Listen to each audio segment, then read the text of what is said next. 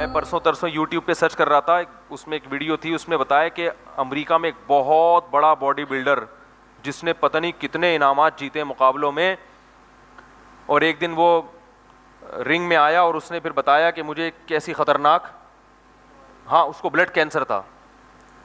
اب آپ بتاؤ اس نے امریکہ کے بلڈر ہمارے بلڈروں کی طرح, ہمارے تو جس دن 4 انڈے کھا لیں تو سمجھتے ہیں کہ ہم دنیا کے سب سے بڑے, اب ہم سے بڑا تو کوئی ہے ہی نہیں کہ 4 انڈے کھائے ہم نے, تو یہی ہوتا ہے نا.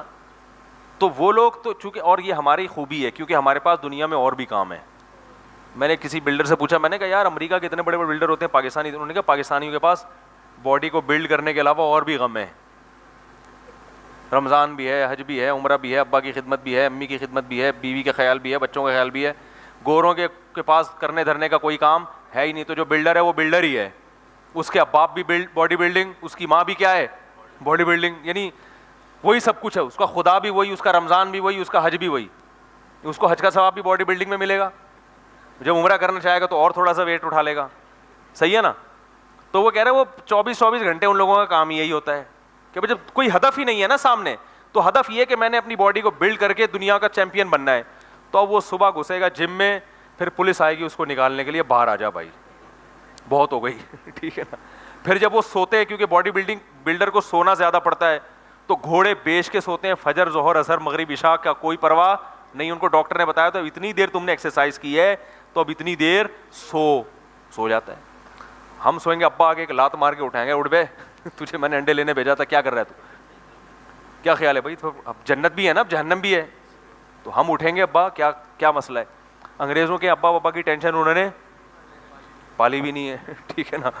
تو وہ کہہ رہے ہیں یہ ٹینشن میں, تو وہ سوتے ہیں. تو سوتے ہیں, جب کھانے پر آتے ہیں ڈاکٹر بتاتا ہے بھائی آپ کو اتنے پروٹین لینے ہیں یا اتنی کیلوریز لینی ہے, تو وہ گورنمنٹ سے منظور کرا لیتے ہیں, کیونکہ گورنمنٹ بھی کہتی ہے بھائی کچھ لوگ ملک کا نام اس لحاظ سے اونچا کریں, تو پھر گورنمنٹ کی طرف سے ان کے بکرے منظور ہوتے ہیں. پھر وہ گورنمنٹ ان کو وہ پھر کھا رہے ہیں, پھر بکرے کھا رہے ہیں. ہم کھائیں گے بکرے تو بچوں کو کیا کھلائیں گے بھائی. تو وہ پاکستانی بلڈر تھے, انہوں نے کہا بھائی ہمارے ساتھ مسائل ہیں, ان کے پاس دنیا میں اس کے علاوہ کوئی غم ہے ہی نہیں, لہٰذا وہ بھائی یہی.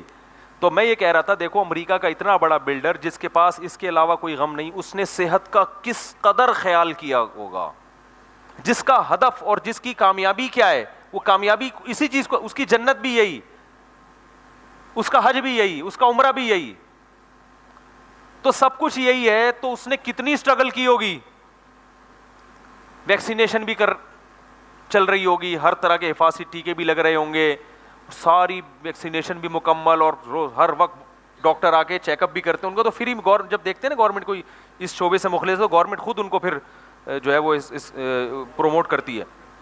تو ساری چیزیں مل رہی ہیں, مگر وہ کتنی خطرناک بیماری, بلڈ کینسر.